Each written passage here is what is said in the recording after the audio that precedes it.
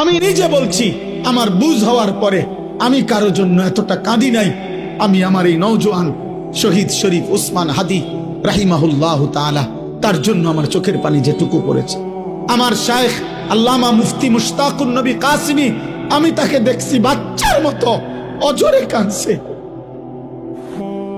একসাথে ভাত খাইতে বসছি, ভাতের থালার সামনে পর্যন্ত হুজুরে দেখছি কাঁদতেছে।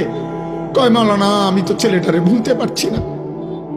আজকে তোমরা দেখছো, সারা পৃথিবী দেখছে, একজন 33 বছর বয়সের যুবক।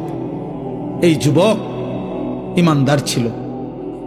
আমার প্রিয় ভাই, আমার কলিজার টুকরা ভাই শহীদ শরীফ উসমান হাদি রাহমাতুল্লাহ আলাইহি, এই নওজোয়ান ইমানদার নওজোয়ান 5 ওয়াক্ত নামাজ সে পড়তো প্রতিদিন। খোদার কসম, ফজরের নামাজ সে জামাতে পড়তো।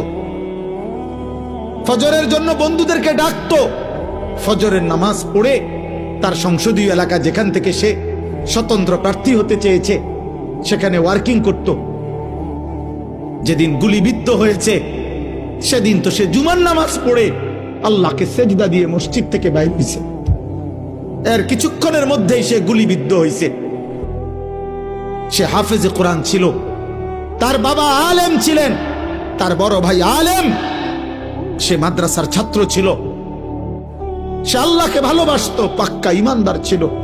তার হৃদয়ের সবটায় দেশপ্রেম, মাতৃভূমির 1 ইঞ্চি জমিন, মাতৃভূমির 1 ইঞ্চি জমিনের আজাদি, স্বাধীনতা, সার্বভৌমত্ব সে দিল থেকে চেয়েছিল।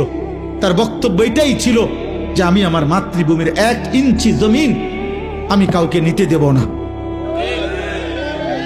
নিতে দেব না।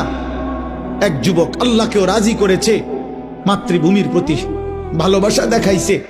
ঈমান এবং দেশপ্রেম, এই 2 জিনিস তার মধ্যে একত্র হওয়াতে, তোমরা ভাই বলো, একটা ছেলে বলো, তোমরাও দেখছো, আমরাও দেখছি, গোটা বাংলাদেশের লক্ষ লক্ষ আলেম, মুফতি, মুহাদ্দিস, পীর, বুজুর্গ, আউলিয়া, ইমাম, খতিব, মুয়াজ্জিন, তালেবে ইলম, হাফেজে কোরআন, বুড়া মানুষ, জওয়ান মানুষ, বাচ্চা মানুষ, আরে বাবা, এই জাতির 18 কোটি মানুষ মনে হয় তার জন্য অঝরে চোখের পানি ফেলছে।